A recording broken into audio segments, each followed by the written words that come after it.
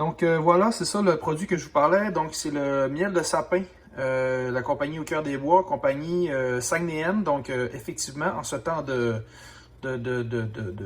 pandémie, on encourage local, hein, on en parle beaucoup ce temps-ci. Donc on encourage la compagnie Saguenéenne. Il faut aller voir sur la page Facebook, ils ont plein d'autres produits. Je crois qu'ils font des livraisons aussi. Moi, j'ai acheté le mien au garde-manger sur la rue des Champs-Élysées.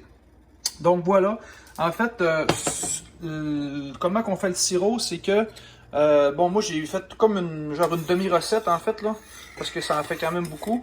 Fait que j'ai mis une demi-tasse de miel de sapin avec un petit peu moins de 3/4 de tasse d'eau, donc à peu près 170 ml d'eau.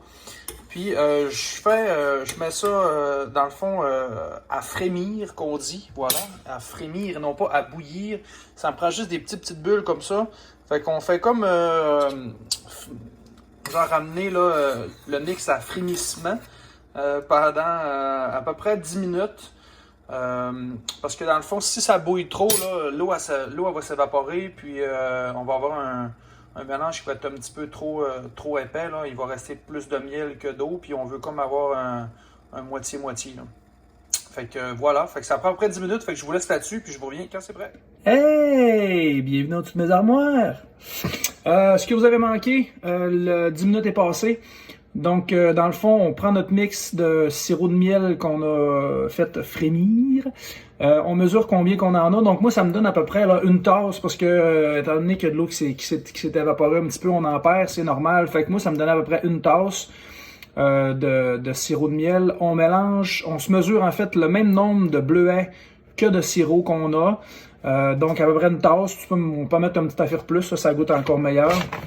J'ai pris des bleuets congelés parce que les bleuets frais qu'on a présentement, c'est pas des bleuets là, du Québec. Fait que c'est moins bon un petit peu. Ça fait, là. Mais la dernière recette que j'ai faite avec des bleuets frais qui étaient pas d'ici, là, c'était comme un petit peu plus amer. Fait que les bleuets congelés fonctionnent super bien.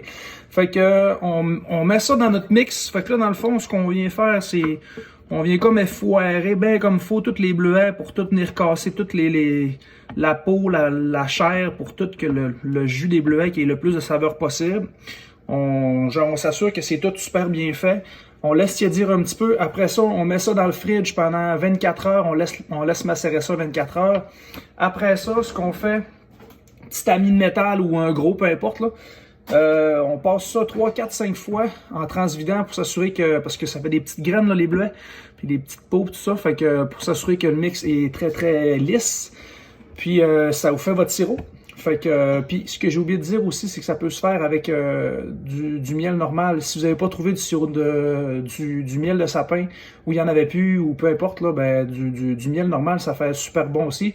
C'est juste que le miel de sapin, ben, il y a un petit côté, vous l'aurez deviné, sapiné, qui est très très agréable. Voilà.